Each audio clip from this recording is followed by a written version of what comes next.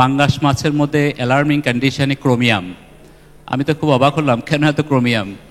এখানে তো কোনো ট্যানারি ইন্ডাস্ট্রি নেই। পরে দেখলাম ওই ট্যানারির ইফ্লুয়েন্টটা ওয়েস্টগুলাই এখানে মাছে খায়, এই কারণে মাছের মধ্যে এত ক্রোমিয়াম। আচ্ছা, যাই হোক, আমি তো যেহেতু আমরা কোস্টাল রিজনে থাকি, ওটা নিয়েই কিছু বলি।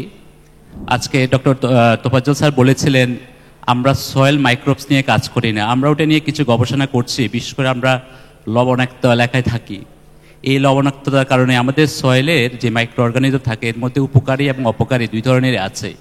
উপকারী মাইক্রো অর্গানিজমগুলোর কী অবস্থা হবে এটা নিয়ে আমরা গবেষণা করছি, এবং ভবিষ্যতে আমাদের জন্য মনে হয় একটা অ্যালার্মিং সিচুয়েশন হবে যদি কোস্টাল রিজিয়নটা স্যালাইনিটি অ্যাফেক্টেড আরও হয়ে যায়।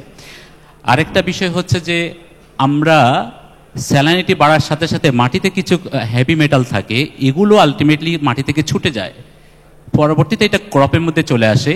এই ধরনের গবেষণাগুলো আমাদের এখনই করা দরকার, কারণ হচ্ছে এগুলো যদি ক্রপে চলে আসে আমাদের জন্য সেটাও স্বাস্থ্যের জন্য ঝুঁকিপূর্ণ হবে। ধন্যবাদ। আচ্ছা, আর সর্বশেষ আমি একটু ধন্যবাদ জানাই, আমাদের কোস্টাল রিজিয়নে এখন গ্রাউন্ড ওয়াটার পানি পাওয়া যাচ্ছে না।